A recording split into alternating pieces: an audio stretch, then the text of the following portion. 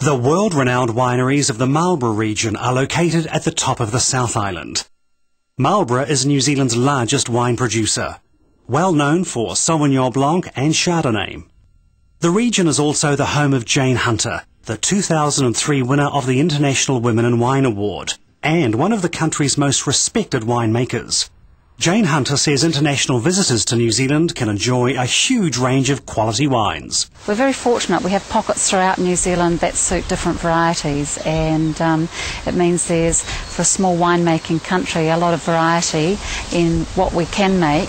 Nearby, the Montana Brancott winery stands like a castle over the landscape. Wine tours operate every hour. There's also wine tasting, a restaurant with gourmet meals, and a wine education centre. Marlborough wines have always rated well at national and international awards, and each year the New Zealand wine industry celebrates its success at the annual Air New Zealand Wine Awards.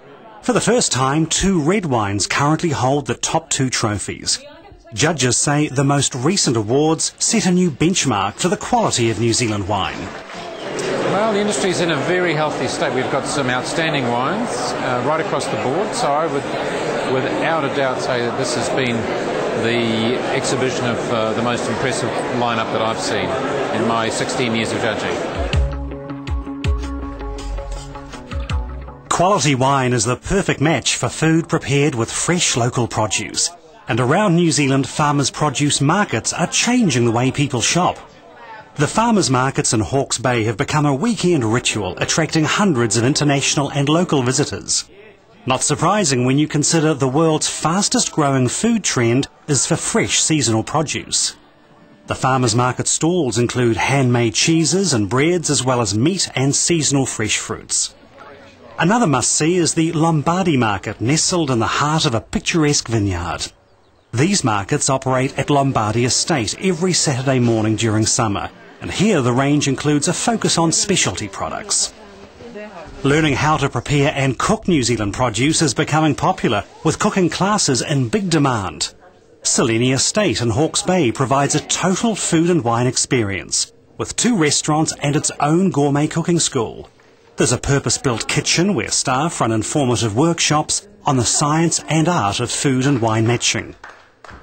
And in the far north in the Bay of Islands, well known for sailing and game fishing, guests at Kimberley Lodge can attend one-on-one classes.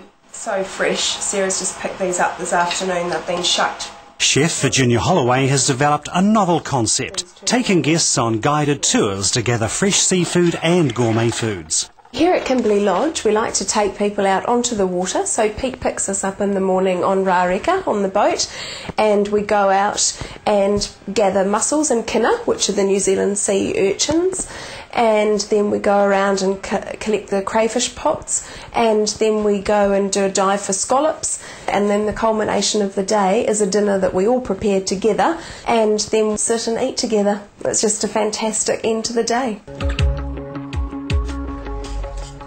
Also hard to beat is the outdoor kitchen in this Maori thermal village in Rotorua.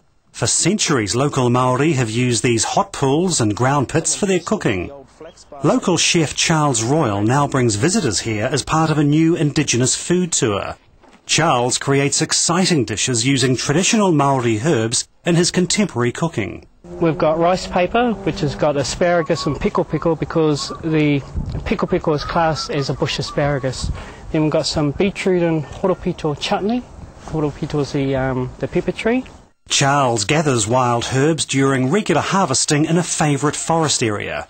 The herbs are then processed in the kitchen of Rotorua's He Tiki Gallery, where visitors can sample or purchase the products and view Indigenous art.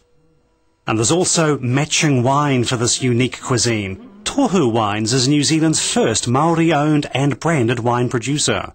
The company has a vineyard in Marlborough, and its business style reflects traditional values. I guess our Māori heritage is sort of inherent in everything that we do. Land is the most important thing to us, and our ancestral lands are something that we never sell. The land owns us rather than us owning the land. So we're here as kaitiaki, or guardians of the land. It's a vital part of the ingredient of getting our elegant wines to market, because quality starts in the vineyard. The majority of international visitors heading to New Zealand arrive in the North Island's largest city, Auckland, and there are many wineries within easy reach of the city. Among the most popular destinations is Waiheke Island, just a 35-minute ferry ride from downtown Auckland. Wine tourism is now a major attraction on the island. The main township and many wineries offer cafes and restaurants. First to recognise Waiheke's climate for growing Bordeaux-style varieties was Stephen White, winemaker at Stony Ridge.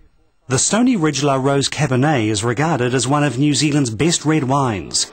Visitors to Stony Ridge can join winery tours or relax over gourmet meals in the nearby restaurant and bar.